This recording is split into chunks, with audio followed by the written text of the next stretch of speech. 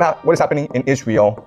Right now, as you know, Israel is besieging, bombarding Gaza.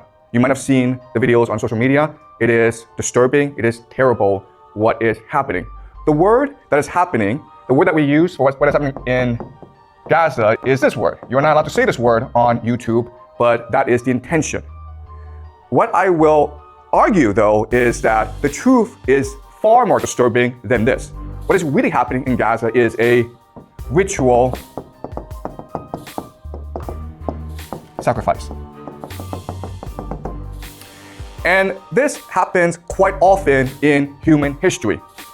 The Israelis do it in Gaza. And remember, okay, what the Israelis are doing is quite horrific because it is really this sort of sacrifice. Why? Because 47%, almost half of the population of Gaza is under 18 years old. So the majority of people who are getting killed are in fact children. What is most striking or blatant about what's happening in Gaza is that we can all see it for ourselves. And it's almost as though the Israelis want us to see it and want us to hate them. Right? You can see all over the world, popular opinion is turning against Israel. You have these popular protests all around the world protesting what is happening in Palestine.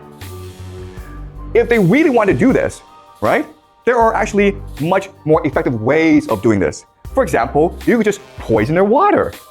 Or you could poison the air so that everyone in Gaza gets a fast cancer, right? We have the technology to do this. So Israel could do it this secretly and no one would talk about it. And in 20 years' time, 30 years' time, the population of Gaza would all be gone. It would be a very secret, right? Instead, they choose to do this in front of the world. And my argument to you is that this is intentional. They want the world to hate them. Because by doing this, they create the ultimate taboo, right? We find this disgusting and contemptuous, so the entire world will unite against Israel. But guess what? That's what their religion wants. In the extreme form of Jewish eschatology, or the religion, they believe that at the end of the world, Israel will fight the entire world and God will help Israel triumph in the end.